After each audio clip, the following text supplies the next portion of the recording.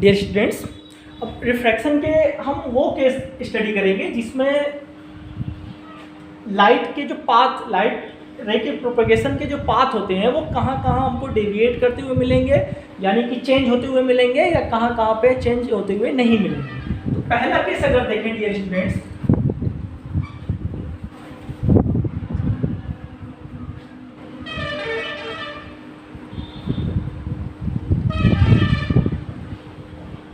bending of light rays in refraction और by refraction बोल सकते हो आप। ये पहला केस क्या मिलेगा डियर स्टूडेंट्स, when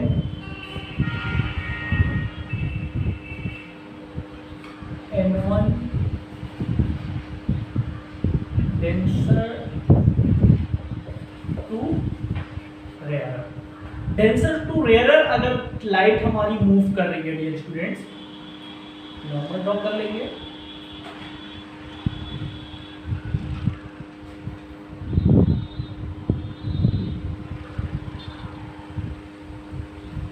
आपको पता है जैसे यहाँ पे इंसिडेंट करेगी रिफ्रैक्शन होगा, तो अपने एक्चुअल पाथ पे ना आकर क्या करेगी, नॉर्मल से दूर हट जाएगी। तो ये हमारा एंगल आर बनेगा, और ये जो एंगल बनेगा ये हमारा एंगल ऑफ डेविएशन बनेगा, है ना। ये हमारा इंसिडेंट एंगल बनेगा, ये रिफ्लेक्टेड एंगल बनेगा। क्लियर। तो अगर आप देखोगे यहाँ पर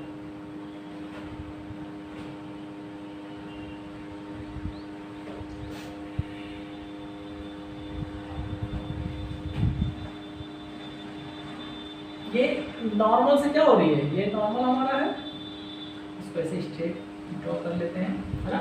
नॉर्मल से दूर हट रही है। Clear students. यहाँ पे केस क्या मिलेगा कि डेंसर में जो वेलोसिटी होगी, सपोज करो v1 है, ये n1 मान लेते हैं, n2 ये v1 है, तो v1 हमारी लेस होगी v2 से, क्योंकि यहाँ पे v2 में हमारा क्या हो रहा है, ये डेंसर है और ये रेयरर है। क्लियर। तो रेयरर में वेलोसिटी हमारी बढ़ जाएगी, जिसे अभी हम लोग डिस्कस किए थे। सेकंड क्या मिलेगा, rarer to denser.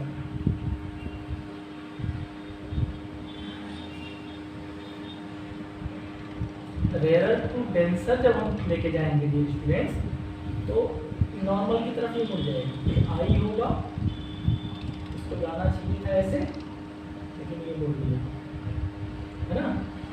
Angle of deviation हमको ये मिल जाएगा, है ना। एंगल ऑफ डेविएशन अगर देखोगे तो क्या मिलेगा स्टूडेंट्स,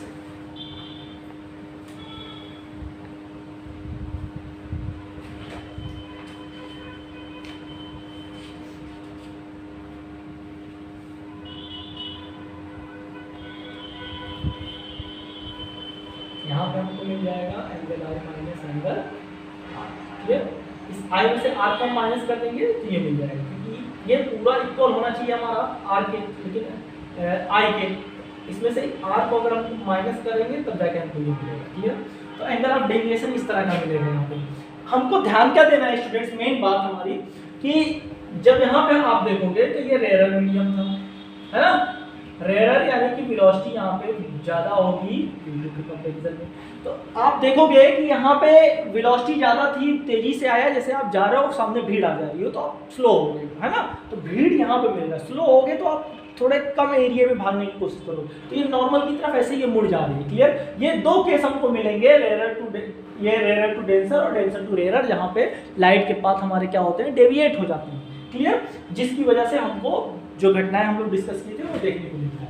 अब तीसरा केस अगर हम लोग देखें डियर स्टूडेंट्स, जहां पे हमको बेंडिंग होता हुआ नहीं मिलता। तीसरा केस क्या होगा, जब angle i is equal to angle r is equal to 0, यानी कि जो भी रे आएगी, हाँ, वो सीधा नॉर्मल पे आएगी, है ना, ये इसी पे आएगी, और इस पे जब आएगी तो बिना डिविएट हुए उसी रास्ते पे क्या हो जाएगी, उसी रास्ते पे निकल जाएगी। Clear students. तो यहाँ पे हमको एंगल आई और एंगल आर जो मिलेगा वो 0 मिल जाएगा। नेक्स्ट केस हमको क्या मिलेगा, हाँ, जब हमारा क्या होगा n1 is equal to n2 is equal to n, यानी कि रिफ्रैक्टिव इंडेक्स या ऑप्टिकल डेंसिटी आप ρ1 is equal to ρ2 is equal to ρ, ये अगर आप ले लोगे, यानी कि रिफ्रैक्टिव इंडेक्स आप देखोगे इसमें ये यहाँ पे अगर हम देखें ये भी n है रिफ्रैक्टिव इंडेक्स और ये भी n है, या ये भी रो है ये भी रो है, तो यहाँ पे हमको डेविएशन नहीं मिलेगा, क्योंकि डेविएशन का रीजन क्या था, पार्टिकल जब समान दूरी से यहाँ पे भी है, यहाँ पे भी समान दूरी पे है, यहाँ पे भी है। जैसे हम दो लेयर एयर की ले लें, एयर के पार्टिकल्स ऊपर भी है, एयर के पार्टिकल्स नीचे, तो यहाँ पे हमको डेविएशन जो है नहीं मिलेगा। तो ये दो केस ऐसे हैं जहाँ पे हमको डेविएशन नहीं मिलता है। Clear students? उसके बाद हम लोग बात करेंगे आगे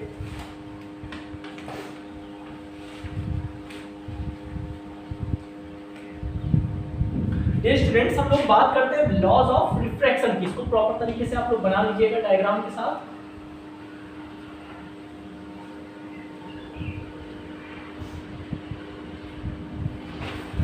लॉज ऑफ रिफ्लेक्शन काफी इंपॉर्टेंट टॉपिक है और काफी इजी भी है। लॉज ऑफ रिफ्रैक्शन, जैसे हम लोग रिफ्लेक्शन में लॉ पढ़े थे, वैसे ही सेम दो लॉ हमको यहाँ पे रिफ्रैक्शन के मिलेंगे, थोड़ा सा बस चेंजेस मिलेगा।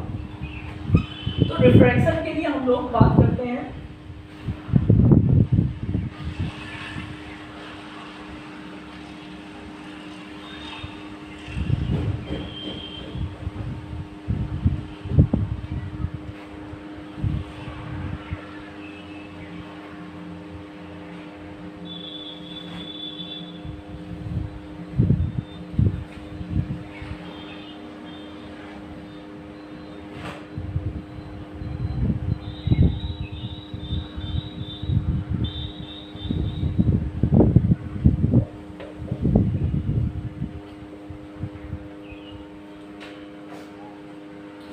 Dear students, laws of reflection में पहली चीज अगर आप लोग देखोगे, ये नॉर्मल हमारा है, ये इंसिडेंट रे है, क्लियर, और ये हमारा incident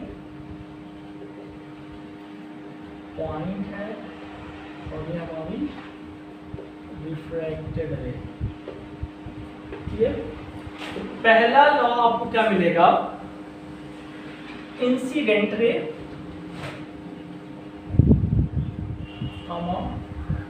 refracted ray and normal are lying in the same plane। पहला लॉ आपको यही मिलेगा। Clear students? जो भी रे आएगी उसी रे के प्लेन में ही हमारा नॉर्मल भी लाई करेगा, क्लियर, और उसी रे के प्लेन में हमारा रिफ्रैक्टेड रे भी लाई करेगी। यानी कि इसी प्लेन की, अगर हम प्लेन की बात करें तो आपको जैसे हम टॉर्च का बताया था कि अगर आप टॉर्च मिरर पे मार रहे हो तो उससे जो रिफ्लेक्ट हो रही है लाइट, उन दोनों की हाइट सेम मिलती है ना, ऊपर नीचे थोड़ा भी नहीं होगी। इसका मतलब एक प्लेन जो हमारा बन रहा है उस हाइट पर, उसी प्लेन में वो लाई करते थे। सेम सिचुएशन यहाँ पे भी होगा कि अगर हम यहाँ पे एक लाइट रे लगाएं ऐसे, और क्या हो रहा हो, कोई ग्लास स्लैब हो या ग्लास हो, उससे होकर वो लाइट रे रिफ्लेक्ट होकर जा रही है, तो जिस हाइट पे आप लाइट रे जो है फॉल कराओगे उस पर, उसी हाइट पे रिफ्लेक्टेड रे जाएगी और उसी पॉइंट पे हम सीधा नॉर्मल भी ड्रॉ करते हैं। क्लियर? तो हमको जो प्लेन मिलता है उसी प्लेन पे ये तीनों लाई करते हैं। क्लियर? ये पहला लॉ है। दूसरा लॉ हमको क्या मिलेगा डियर स्टूडेंट्स, कि जो इंसिडेंट एंगल का साइन होगा और रिफ्लेक्टेड एंगल का साइन होगा वो हमको कांस्टेंट मिलेगा। Clear students? इनका रेशियो जो हमको मिलेगा वो क्या मिलेगा, कांस्टेंट मिलेगा। Clear students? यही कांस्टेंट हमारा म्यू के फॉर्म में होता है, जिसको हम रिफ्रैक्टिव इंडेक्स बोलते हैं। तो डियर स्टूडेंट्स, अगर आप देखोगे थोड़ा सा, हाँ, incident ray, reflected ray, normal जो हमारे सेम प्लेन में लाई करते हैं, उनको हम अगर वेक्टर फॉर्म में लिखें, है ना, इसको थोड़ा सा आप दिमाग में रखिएगा कि अगर इसको हम वेक्टर फॉर्म में रखें, इसको ई कैप डायरेक्शन दे दें, इसको आर कैप डायरेक्शन दे दें, इसको एन कैप हाँ, तो क्या हो जाएगा E cap cross R cap into N cap is equal to 0।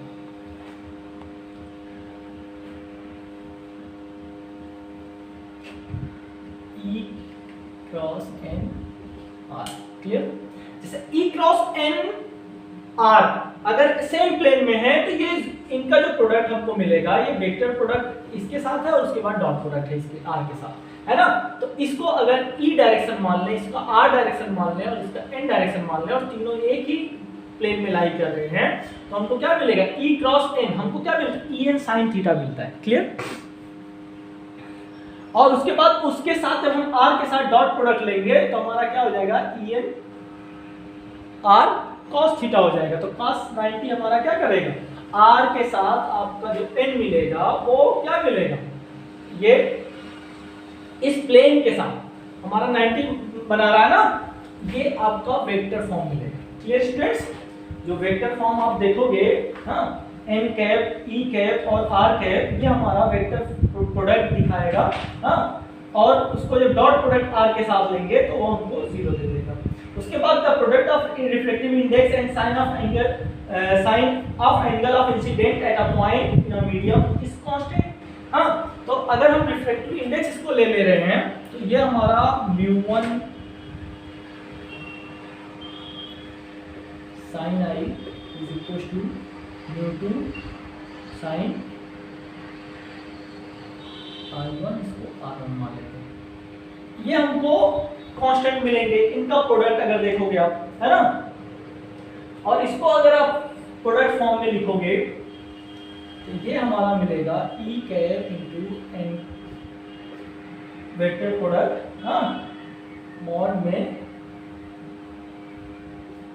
Into μ1 is equal to μ2 E cap R cap cross N cap, ये हमारा वेक्टर फॉर्म में मिलेगा, क्लियर। इसी को हम इसको हाँ इसको क्या बोलते हैं स्नेल्स लॉ भी बोलते हैं, क्लियर स्टूडेंट्स। आप लोग कंफ्यूज मत होइएगा, बहुत सिंपल आ जाता है, थोड़ा सा कॉम्प्लिकेटेड आप लोग को लग रहा होगा हाँ, तो थोड़ा सा हम लोग सिंपल आते हैं। लॉज ऑफ रिफ्रैक्शन में सिंपल सा लॉ हमारा रिफ्लेक्शन की तरह ही है। पहला लॉ यही मिलेगा कि incident ray reflected ray normal are lie in the same plane में, एक ही प्लेन में लाई करेंगे इंसिडेंट रिफ्लेक्टेड और नॉर्मल। अब इनको वेक्टर फॉर्म में इसलिए हम लोग वेक्टर फॉर्म में कर रहे हैं क्योंकि कंपटीशन में वेक्टर फॉर्म में हमको क्या मिलता है, इसका क्वेश्चन मिलता है। तो हम लोग वेक्टर फॉर्म में अभी से अगर पढ़ते चलेंगे तो हमको आगे जाकर प्रॉब्लम नहीं होगी। लेकिन अगर आपको दिक्कत है तो आप पहले ये जानो कि लॉ ऑफ रिफ्रैक्शन है क्या दोनों। तो पहला तो ये मिल जाएगा incident ray reflected ray normal are लाई से इन द सेम प्लेन। दूसरा मिल जाएगा साइन आई और साइन आर, यानी कि इंसिडेंट एंगल का जो साइन होगा और रिफ्लेक्टेड एंगल का जो साइन होगा उसका जो रेशियो मिलेगा वो हमको कांस्टेंट मिलेगा। या आप बोल सकते हो reflective index and incident angle का जो साइन होगा उसका प्रोडक्ट हमको क्या मिलता है, कांस्टेंट मिलता है। इसी को हम स्नेल्स लॉ भी बोलते हैं, क्लियर स्टूडेंट्स। उसके बाद अगर हम लोग देखें स्टूडेंट्स तो इतना आप लोग पहले प्रॉपर तरीके से रिफ्रैक्शन और लॉज ऑफ रिफ्रैक्शन दोनों को प्रॉपर तरीके से आप समझिएगा। वेक्टर के साथ ही वेक्टर प्रोडक्ट आप लोग 11th में पढ़े होंगे कि वेक्टर प्रोडक्ट क्या होता है और हमारा स्केलर प्रोडक्ट क्या होता है। इन सबको स्टडी करोगे तो आप समझ में आ जाएगा आपको कि इसको हम क्यों इस तरह से लिखे हुए हैं, क्लियर स्टूडेंट्स। और अगर उसके बाद भी कोई दिक्कत होगी तो आप कमेंट बॉक्स में कमेंट कर दीजिएगा जिसके थ्रू हम आपको समझा सकते हैं, क्लियर स्टूडेंट्स। थैंक यू, मिलते हैं नेक्स्ट टॉपिक के साथ। और यहाँ तक आप प्रॉपर तरीके से ढंग से जहाँ पे भी आपको कंफ्यूजन होगी अच्छे से पढ़ के उसको आप क्वेरीज में सेंड कर सकते हैं। Thank you, have a nice day.